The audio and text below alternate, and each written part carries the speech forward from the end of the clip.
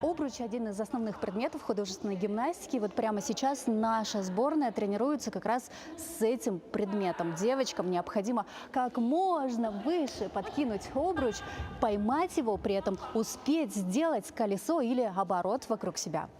Задача непростая, но выполнимая, особенно когда за плечами 8 лет большого спорта. Лизе 13. В художественную гимнастику она пришла 5-летней малышкой. Еще читать толком не умела, а обручи ловила.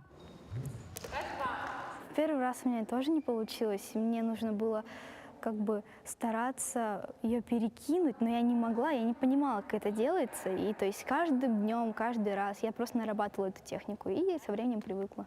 Всего в якутской сборной 6 девчонок. Статные и грациозные, все как на подбор. Каждая победительница региональных и всероссийских турниров. Получается, я сейчас кандидат в мастера спорта. Выполнила его в прошлом году. Отточить мастерство гимнасткам помогает олимпийская чемпионка Ксения Дудкина. По совместительству старший тренер российской сборной. Дыши, спокойно. Ксения сама жила и работала в Якутии. Не понаслышке знает о северной закалке. Мы возили детей на сборы, затем уже я начала работать непосредственно с федерацией. Готовила деток на Дети Азии 2016 года. Я познакомилась со своим нынешним мужем. И жизнь распорядилась так, что я уехала. Вот. А Якутия приехала ко мне.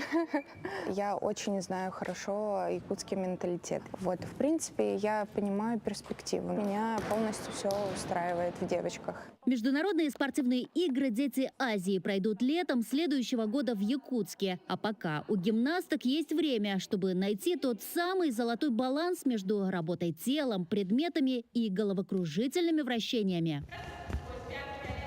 Кстати, в этом же зале в свое время занимались и Алина Кабаева, и сестры Аверины. Возможно, совсем скоро мы увидим еще одних звезд художественной гимнастики уже из Якутии. А золотую медаль на Олимпиаде получить?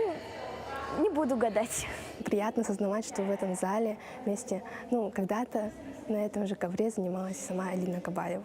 Художественная гимнастика должна стать базовым видом спорта с тем, чтобы наши дети очень гармонично росли, чтобы художественная гимнастика не только сегодня жила и развивалась в регионе, а имела большое будущее.